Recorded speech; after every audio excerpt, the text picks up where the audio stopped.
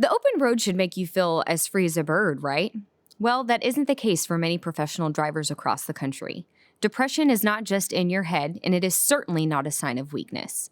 Depression is a real medical condition that impacts about 6% of men in general and has been shown to impact upwards of 15 to 20% of professional drivers. Life coach Carolyn O'Byrne tells us how emotional health impacts drivers. It's really big. Most people see the physical health aspect of it, but the emotional health aspect of it is so under-recognized because drivers are suffering out there, and I hear it all the time. And if you just get on Facebook or any social media and read people's stories and lives, you'll see it through those stories.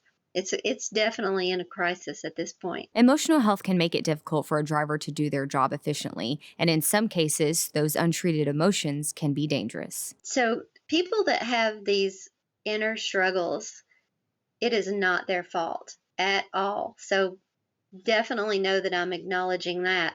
But for instance, if you've got a driver with anger issues, think about how dangerous that is on the road. Or if a driver has PTSD and someone's tire blows out beside him, that could be, it could cause him to have a wreck. It could cause him to run off the road, cause a wreck. It's difficult, not to their fault, but it is what it is.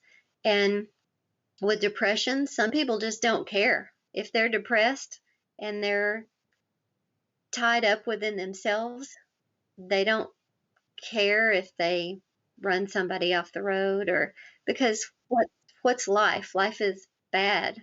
Unfortunately, depression triggers so many emotions and puts your job at risk, becoming a safety issue for not only you, but everyone on the road. Well, everyone deserves to be happy. So number one, I want it's important so that you can be this happy, wonderful person inside. But it's important for the family and loved ones around you to enjoy being with you. And it's also important, as you just said, for driver safety.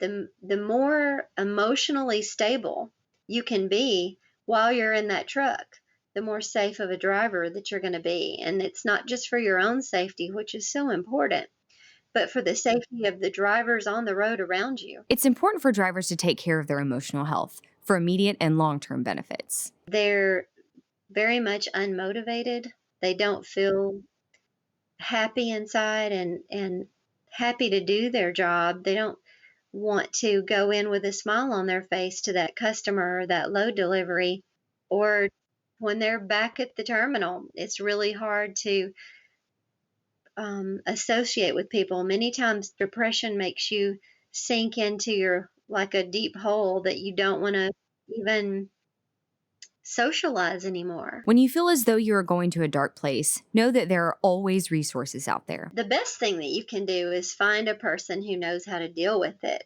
like a life coach or your doctor or a counselor or whoever you choose. That's the best choice.